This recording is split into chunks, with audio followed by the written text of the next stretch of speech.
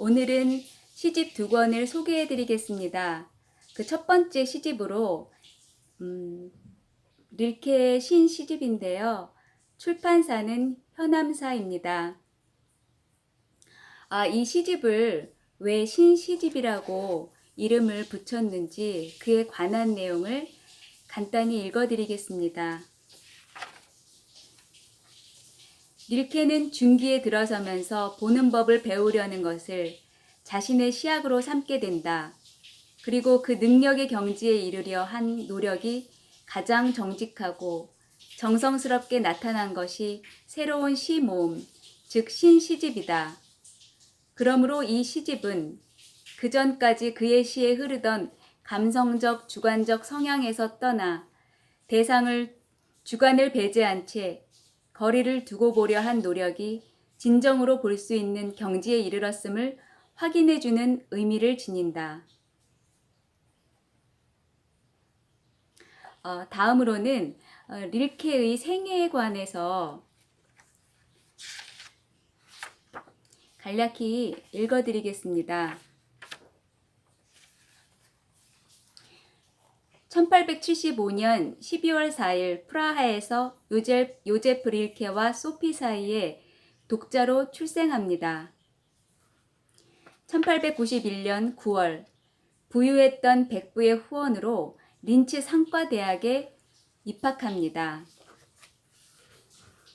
1893년 이종 사촌 누이의 소개로 예술적 감각이 뛰어난 발레리 폰 다비드 롬펠트와 사귀게 됩니다.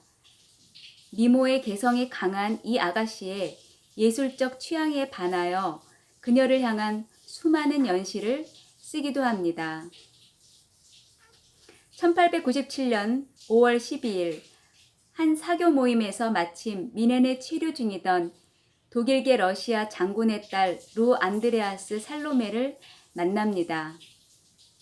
19세 때 니체의 구애를 물리친 유명한 일화도 갖고 있던 루는 빼어난 미모와 재능을 겸비한 여성으로 당시 릴케보다 15년 연상의 기혼녀였으며 직접 저술활동을 하면서 당대 지식인 사회에서 명성을 누리고 있었습니다. 인습에 구애받지 않는 사고방식과 생활을 구가하던 그녀는 릴케의 열렬한 구애를 받아들여 이후 모성적인 연상의 연인으로 그의 인간적 예술가적 성숙에 큰 영향을 끼쳤습니다. 1905년 9월 중순부터 파리 근교 미동에 있는 로댕 저택에서 리체는 로댕의 비서 일도 했습니다. 1926년 10월 미조트를 방문한 리엣 엘비를 위해 장미를 꺾어주다 가시에 찔린 자리가 악성 염증으로 진전되어 상당 기간 양손을 붕대로 감은 채 심한 통증으로 시달립니다. 이 일화로 장미의 시인 릴케는 장미 가시에 찔려 생을 마감했다는 오해가 생기기도 했습니다. 11월 30일 발목 요양소로 떠났고요. 주치의의 부재로 일주일을 기다린 후 12월 8일 혈액 검사 결과 상당히 진전된 상태의 악성 백혈병으로 판명됩니다. 주치의 해머클리 박사의 전화를 받고 이튿날 달려온 나니 분더르리 볼카르트로 하여금 친지에게 자신의 와병을 알리고 밀린 답장에 대한 사과의 말을 전하도록 했습니다. 전신의 악성 결절과 종양이 퍼지는 등 극심한 고통 속에서도 끝까지 의식을 잃는 것을 용납할 수 없었던 릴케는 진통제 사용을 거절하고 나니 분더를리 부인이 릴케와 상의 없이 불렀던 아내 클라라마저 만나기를 거부할 정도로 외부와의 접촉을 모두 끊은 채 오직 주치의와 나니 부인의 간호만을 받으며 투병하다 1926년 12월 19일 새벽 3시 30분 주치의 팔에 안겨 운명합니다. 이제 그의 작품 을 읽어드리겠습니다. 첫 번째 제목은 백조입니다. 채 이루지 못한 것을 뚫고 힘겹게 묶인 듯 나아가는 이 안간힘은 백조의 뒤뚱대는 걸음을 닮았다. 그리고 죽는 일, 우리가 날마다 딛고서는 이 땅을 이리 더는 붙잡지 못함은 백조가 불안스레 내려앉는 모습을 닮았다. 물 위로 그를 사뿐히 맞아들여 그토록 행복하게 지나가 그 아래 물 일항을 이루며 뒤로 물러나는 그 물 위로 한없이 고요하게 확고하게 점점 더 의젓하게 더 기품 있게 더 유유히 나아가시는데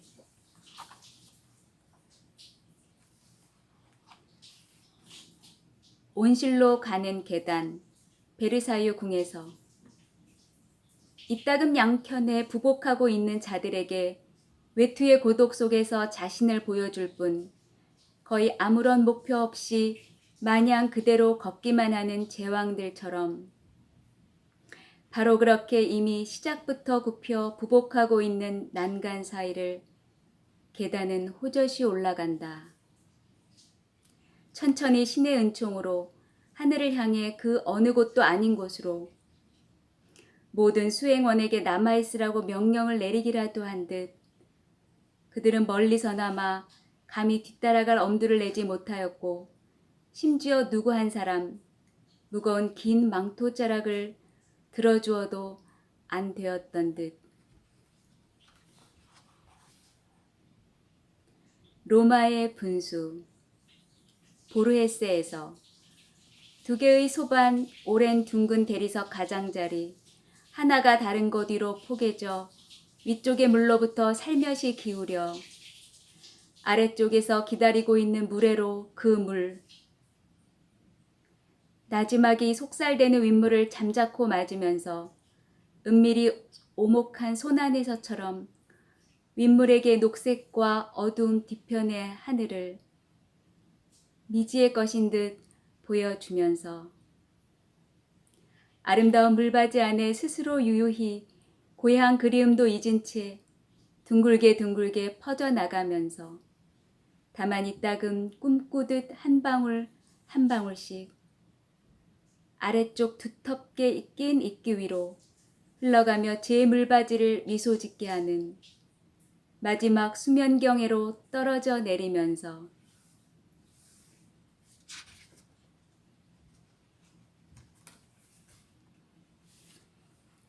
네, 릴케의 시였고요.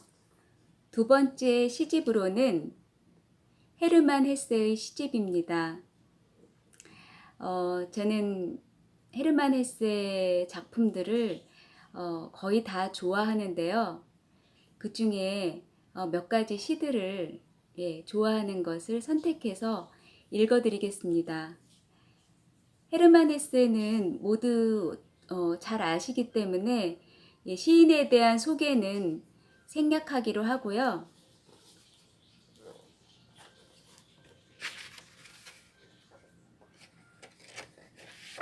이 시집에 대한 내용을 조금 더 간략히 설명드리겠습니다. 헤세의 많은 시집 중에서 기둥이 되는 중요한 시집은 젊은 날의 시집, 고독한 사람의 음악, 밤의 위안, 그리고 1929년 이후의 시를 모은 바로 이 세 시집입니다.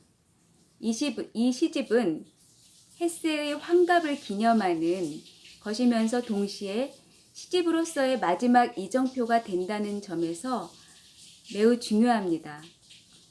헤세의 시는 초기에는 감상적이고 낭만적이며 동시에 음악적이었으나 밤의 위안부터는 회의적이며 때로는 자학적인 색채가 짙습니다. 그리고 이 세 시집에서는 인생의 무상에 대한 동양적인 관조, 서구 문명에 대한 실망에서 오는 초현실적인 지향 등이 나타나 있습니다. 그러나 인생의 무상과 현실의 혼란에 절망감을 느낄 때도 불멸의 정신과 영원한 삶의 신념은 잃지 않고 있습니다. 그럼 헤세의 시를 읽어드리겠습니다. 여기 제가 읽어드리는 이 시에서 그림 보이시죠? 아름다운 그림인데요. 헤세는 화가였습니다. 저는 헤세의 수채화를 매우 좋아하는데요. 그의 그림을 보면 또 행복해지고 마음이 편안해집니다. 첫 번째 작품으로는 날아가는 낙엽입니다. 마른 나뭇잎 하나가 바람에 실려 내 앞을 날아간다. 방랑도 젊음도 그리고 사랑도 알맞은 시기와 종말이 있다. 저 잎은 궤도도 없이 바람이 부는 대로 날아만 가서 숲이나 시궁창에서 간신히 멈춘다. 나의 여로는 어디서 끝날까?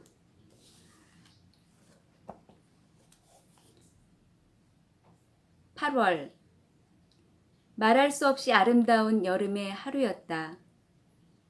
그것은 지금 조용한 집 앞에서 꽃향기와 감미로운 새소리 속에서 되찾을 수 없이 은은히 울려 퍼진다.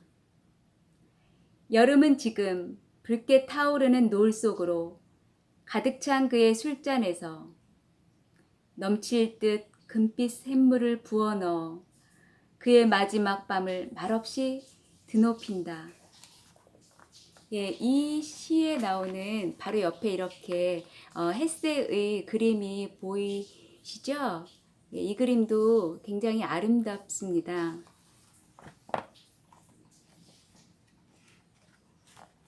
조락. 아이들이 노는 것을 보고 그 놀이를 이해하지 못하고 그 웃음이 서름하고 바보처럼 들린다면 그것은 영원히 먼 곳에 있다고 여긴 사악한 적의 경고로는 이제 그치지 않으리라.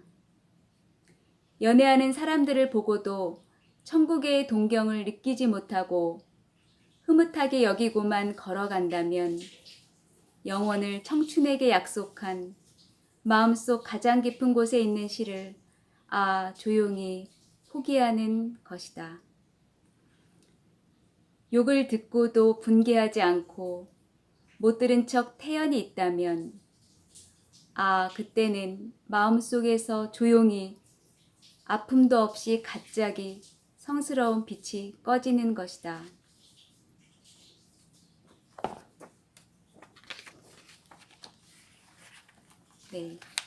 흰 구름에 관한 시인데요. 여기 그림도 너무 아름답죠? 흰 구름. 보라.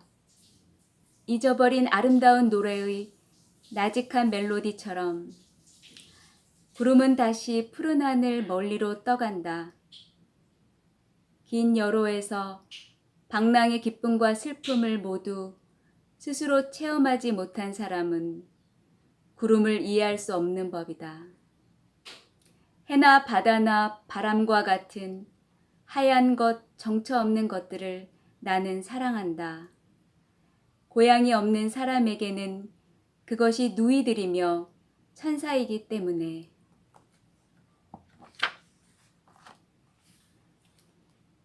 청춘의 꽃밭. 나의 청춘은 꽃밭의 나라였다. 풀밭에는 은같은 샘물이 솟아나오고 고목들의 동화 같은 푸른 그늘이 대담한 내 꿈의 격정을 시켜주었다. 목말라 허덕이며 뜨거운 길을 간다. 청춘의 나라는 이제 닫혀있다. 나의 방황을 비웃기나 하듯 담 너머로 장미가 고개를 까닥인다. 나의 서늘한 꽃밭의 속삭임이 노래하며 점점 멀어가는데 그때보다 더 곱게 울리는 것을 마음 깊이 귀 기울이지 않을 수 없다.